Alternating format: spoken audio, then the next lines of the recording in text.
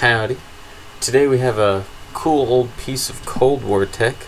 We've got a first gen Image Intensifier Tube, likely out of a PVS 2. We're gonna try to get it working, test it, and see if we can actually have some fun looking at stuff with it. We got here, this side is our phosphor sheet. Here we have our input. Our negative electrode is here and our positive electrode is here. These things are supposed to take between 3 to 6 volts, so they're pretty easy to power because the transformer is built into the unit.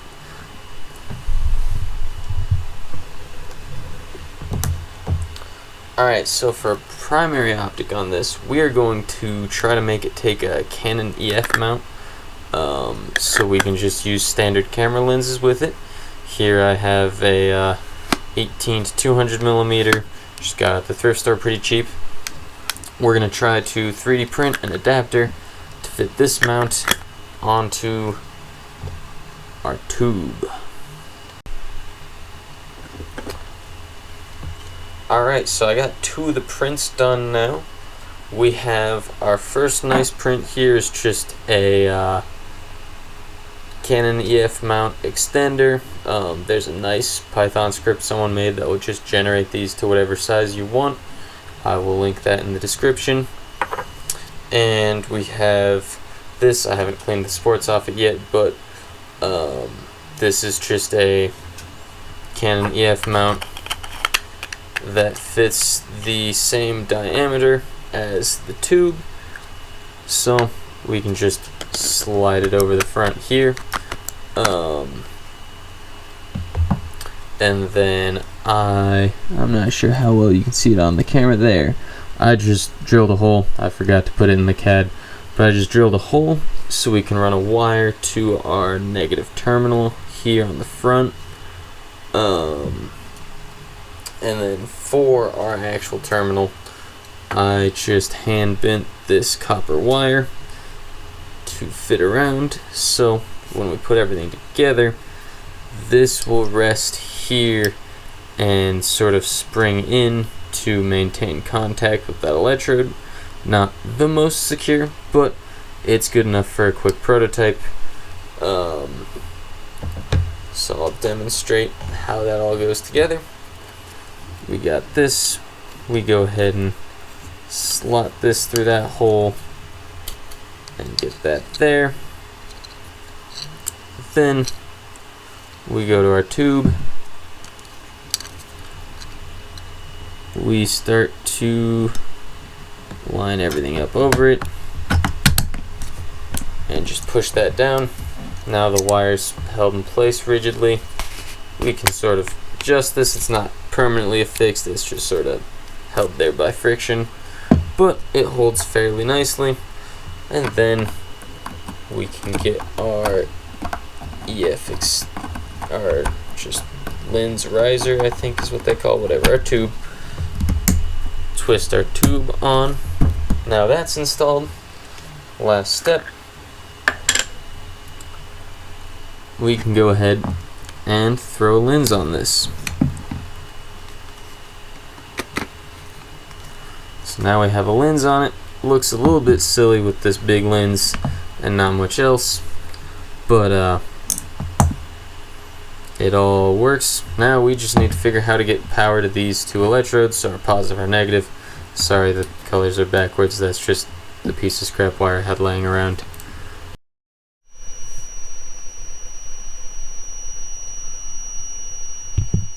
Alright, here's a quick clip of the tube running. Neat thing while the tube is running, if you remove power, it will stop whining, but it will stay on for a bit until it's used all the power that it has stored in it, which is nice because I can charge it up plugging it into a power supply, and then I can sort of walk around for a bit with it, and you can actually sort of navigate with it. It's pretty cool. Alright, so here we are with our fairly simple power setup ready to solder stuff in place. We just have 4 AA batteries on a little 3D printed holder, a switch, and we're going to solder the switch to the battery holder and to our negative terminal wire there, and then the positive we're just going to hot glue it in place. The proper thing you're supposed to do is there's a little threaded part here. You would wrap the wire around a screw and screw that in. I don't have the correct kind of screw here at the moment, so just for now we're gonna hot glue it, but we'll get to soldering. We're gonna go ahead and show the assembly now with the power supply and our lens. So we got our tube here, set that up so it's easier for you to read. We got the tube, we've got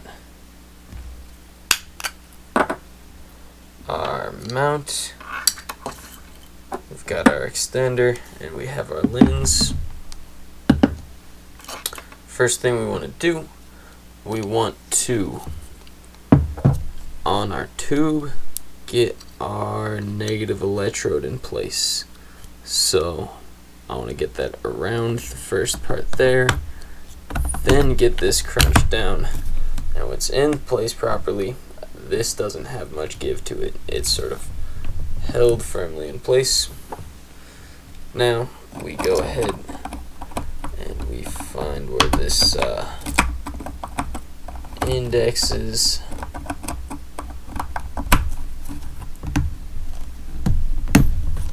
That's locked in. Now we can go ahead. I think at this point it's better if I turn everything to the side. We can go ahead and put that there, and then the last step is very official, like I'm going to just sort of tape that in place on there and tape the battery pack to the side for actually testing it. Unfortunately, because how the old first gen tubes, I'm pretty sure, don't have any protection built in, if I were to turn this on in good lighting, it would fry itself. So I can only turn it on in darkness at night.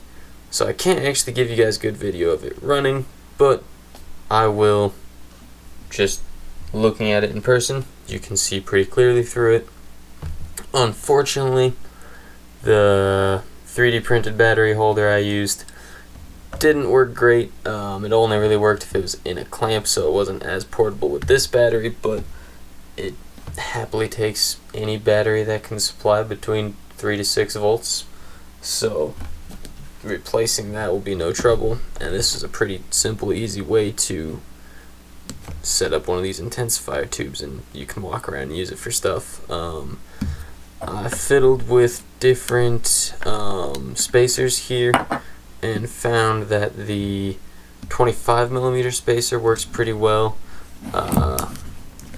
It was happily focusing anything 50 to 200 millimeters. I might try, a couple in between 25 and 35mm spacers to see if I can get it to closer, but the 50 marks was pretty useful.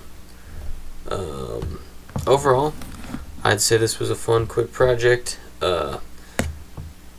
Look forward to using this tube for more things, sort of building on this into a more refined part later, something that isn't just loose wires, and an actual use.